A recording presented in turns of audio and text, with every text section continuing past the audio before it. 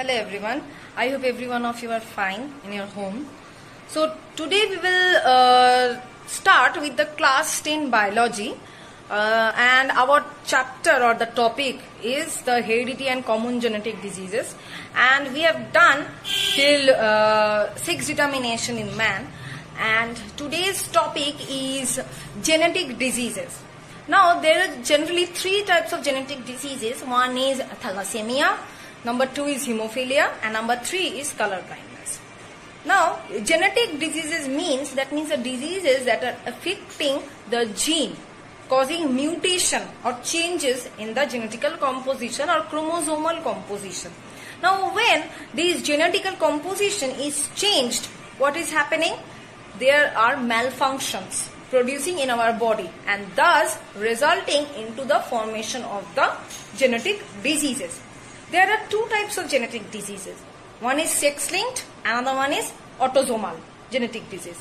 Now, sex-linked means they will only affect the gametic cells or gametic gene, that is the X chromosome and Y chromosome. That means the defects that are occurred due to the problem in the X and Y chromosome, those diseases are termed as sex-linked genetic disease.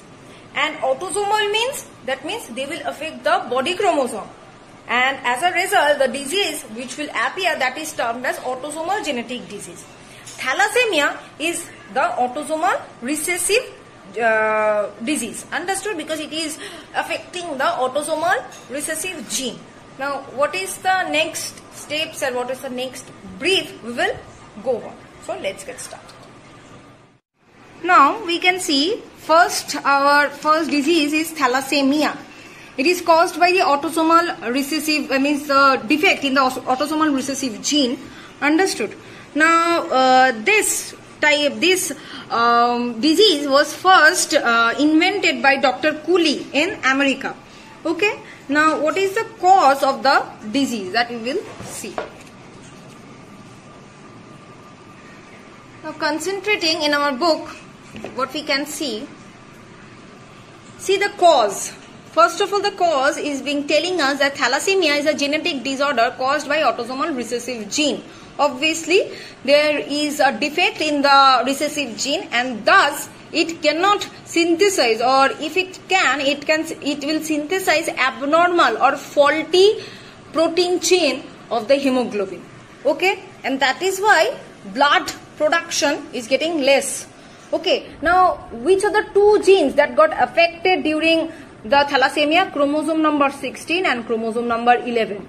These two genes are being mutated. Okay, and that is why the disease is actually occurring. Next is that we know that hemoglobin, heme means metal, iron, okay, and globin means it is a globular proteinaceous chain. Now there are two types of proteinaceous chain in globin. One is alpha globin and another one is beta globin. And due to this mutation in chromosome 16 and 11, what happens? Defective alpha and globin chain are being produced, thus resulting in the severe anemia. Understood? Generally, thalassemia is of three types: alpha, beta and delta. So these are the general causes of thalassemia, and you have to read the causes and symptoms of all the genetic diseases from your book. Now moving to the symptoms part, synthesis of less hemoglobin or formation of abnormal hemoglobin. If the hemoglobin is formed less or abnormal, that means it will generally hamper our entire metabolic process, that is oxygen carrying, production of blood, everything will be hampered. Understood? As a result, RBC is destroyed prematurely, premature destruction of RBC, and thus anemia will be occurring. Expansion of bone marrow and heart problem. Obviously, heart problem, we cannot breathe. Enlargement of liver. Liver will be enlarged. Spleen will be enlarged. Infection will be very much prone to the infection. Next is that deformation. Skeletal deformation and iron overload. Retardation of the body growth.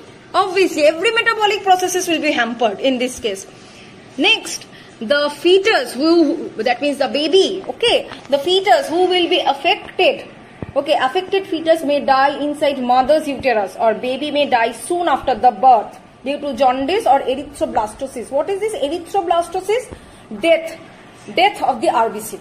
Understood? So, if the fetus or the baby is being affected by this thalassemia, then it may die within the mother's womb or it will die after the delivery. So, this was all about thalassemia. Now, we will move on to hemophilia. So, this is our next genetic disease, hemophilia. Okay. Now, this is not being affected by the autosomal genes or autosomal chromosome. This is being affected or in this disease, which gene is being affected or defected, that is the X chromosome. Okay. That is why it is called sex-linked genetic disease or X-linked genetic disease. Why X-linked? Because it is affecting the X chromosome. It is affecting the H gene of X chromosome. That is why this disease is called X-linked. Okay. Now, these disease having various names. First name, it is bleeder's disease.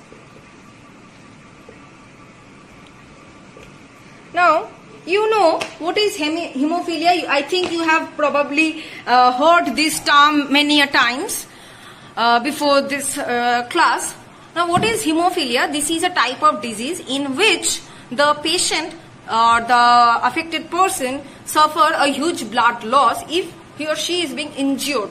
That means their blood do not clot, and that is why they actually bleed continuously and resulting into a severe or anemia, or you can say due to the excessive blood loss the person can die. Now, why this hemophilia? Why in this disease of hemophilia the blood cannot clot? Because as you have known in class 9, I have told you there are for the formation of the blood clotting there are several proteins. You have understood thrombin, prothrombin, thromboplastin. So these are the several proteins. Those are helpful, or those were having a great role in the blood clot. Now, in this disease of hemophilia, this blood clotting protein, that is factor 8 and factor 9. These are the blood clotting proteins. These proteins are absent, or they are not produced in a huge number, or as the number it is required. Okay. So, there is no blood clotting protein in the blood, and that is why the blood cannot clot and it goes out severely, thus resulting into the death of the person. Understood? And for this reason, this disease is also termed as bleeder's disease. That means the affected person will bleed continuously. Understood? That is why it is called bleeder's disease. Now, next. Now, moving to the next part, hemophilia is of two types, hemophilia A and hemophilia B. Okay, hemophilia A is most common. That is, among 80% of the hemophilic patients are having hemophilia A, and the remaining 20% of the patient is having hemophilia B. Now, this hemophilia A is caused due to the absence of the protein factor 8. And this hemophilia B is caused due to the absence of the protein factor 9. Understood till this much? That means in the deficiency of factor 8, hemophilia A is caused, and if factor 9 is deficit, then hemophilia B will be caused. But our most common hemophilia is the hemophilia A. Now, this hemophilia A is also called royal disease. Why? Because it was first found in Queen Victoria. Okay, that is why it is termed as the royal disease. And this hemophilia B is termed as Christmas disease. Why? Because this disease was first found in a patient named Stephen Christmas. Okay, so that is why it is called Christmas disease, and this one is called royal disease because it was found in Queen Victoria. So this was the all about. Now our next we will move on to cause and symptoms.